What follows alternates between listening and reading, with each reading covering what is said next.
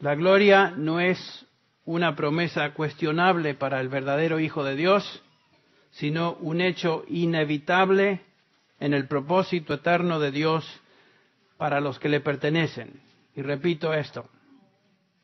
La gloria no es una promesa cuestionable para el verdadero Hijo de Dios, sino un hecho inevitable en el propósito eterno de Dios para los que le pertenecen. Vamos a repasar algunos versículos, algunos pasajes, mejor dicho, que son familiares, pero creo importantes para, una vez más, introducirnos al tema. Comenzamos con Juan capítulo 6. Juan capítulo 6, los versículos del 37 al 39, las palabras del Señor Jesús, que dicen lo siguiente: todo lo que el Padre me da, vendrá a mí. Noten que no hay duda que aquellos que el Padre da al Hijo van a venir al Hijo. Y al que viene a mí, de ningún modo lo echaré afuera. Porque he descendido del cielo, versículo 38, no para hacer mi voluntad, sino la voluntad del que me envió. Noten el versículo 39. Y esta es la voluntad del que me envió, que de todo lo que Él me ha dado, yo no pierda nada, sino que lo resucite en el día final. Ustedes pueden notar que el Señor Jesús claramente promete la glorificación en el día final de todos aquellos que el Padre le ha dado. Dios escoge, Dios llama, da a un grupo de personas a su Hijo para salvación. Jesús los recibe, ninguno de ellos se pierde, sino que son resucitados en gloria en el día final. De eso no hay duda. La última vez examinamos la declaración de Romanos 8, donde una vez más el apóstol Pablo declara la certeza del propósito de Dios que culmina en la glorificación de sus escogidos. Y sabemos, dice Pablo en el versículo 28, que a los que a Dios aman, todas las cosas ayudan o cooperan para bien. Esto es, para los que son llamados conforme a su propósito. Noten otra vez la palabra propósito. El propósito de Dios. Porque a los que de antemano conoció, hablando de una eternidad pasada, también los predestinó para ser hechos conforme a la imagen de su Hijo, para que Él sea el primogénito entre muchos hermanos. Y a los que predestinó, a esos también llamó, y a los que llamó, a estos también justificó, y a los que justificó, a estos también glorificó. Note que en primer lugar es la obra de Dios. Y todo lo que Dios hace está de acuerdo a su propósito, y hemos sido incluidos en ese propósito, y ese propósito Él lo lleva a cabo de un principio a fin.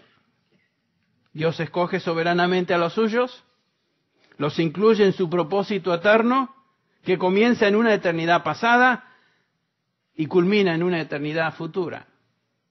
La obra de Dios, que Él comienza en la salvación, Él termina, Él perfecciona. Filipenses 1:6. El que comenzó la buena obra en vosotros, la perfeccionará. No la dejará a medias, sino que la perfeccionará hasta el día de Jesucristo. No importa cuántos peligros, ni situaciones difíciles, ni tentaciones, ni aflicción, ni nada que el Hijo de Dios o un Hijo de Dios pase o atraviese, a veces situaciones trágicas. Su glorificación eterna es una realidad que no puede ser frustrada por nada ni por nadie, porque depende del poder de Dios, la protección de Dios, del propósito eterno de Dios para los suyos, en el cual, otra vez repito, fuimos incluidos desde antes de que el mundo existiese. Otro pasaje que nos ayuda a entender el propósito de Dios en la salvación es Efesios 1. Ustedes lo recuerdan, otro pasaje familiar, Efesios 1, 3 y 4, donde Pablo expresa esta alabanza a Dios. Bendito sea el Dios y Padre de nuestro Señor Jesucristo, que nos ha bendecido con toda bendición espiritual en los lugares celestiales en Cristo Jesús. Noten que esto ya es un hecho. Ya es un hecho. No nos bendecirá, sino que ya hemos sido en Cristo Jesús bendecidos. Según, aquí comienza la bendición, o las bendiciones. Según nos escogió en Él, en Cristo, antes de la fundación del mundo, para que fuéramos santos y sin mancha delante de Él, en amor.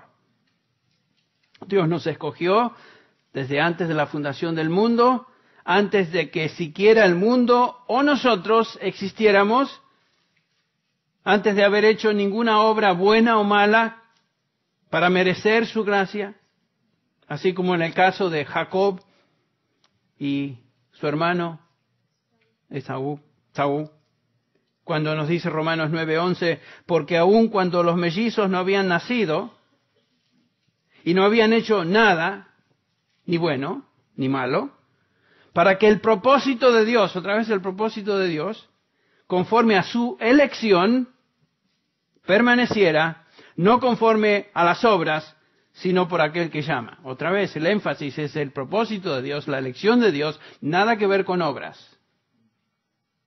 A Jacob amó y a Esaú, dice, odié.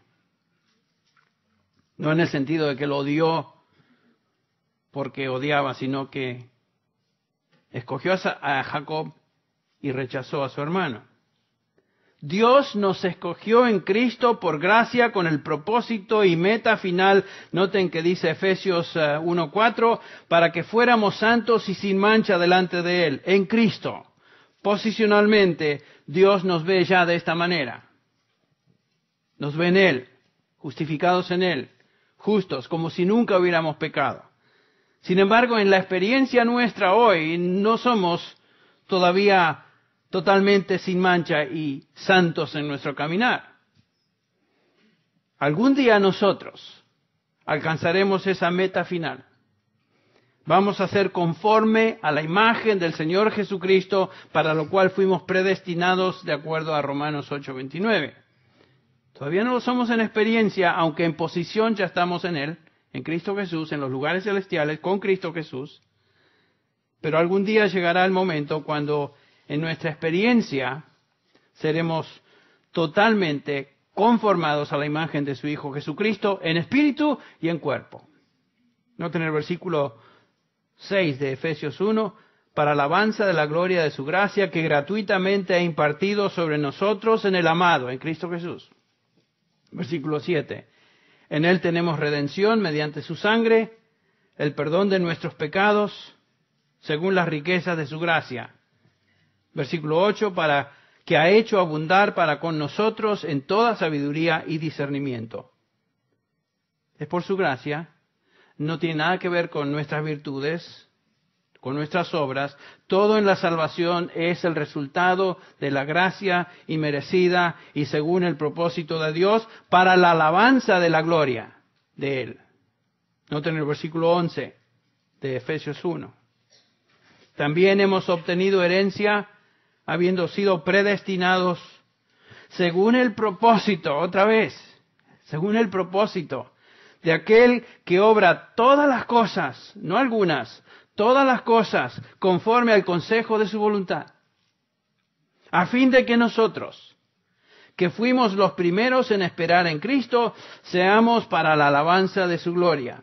Otra vez, el propósito y meta de la salvación es la eterna alabanza y la gloria de Dios, y todo fue el resultado de la gracia de Dios.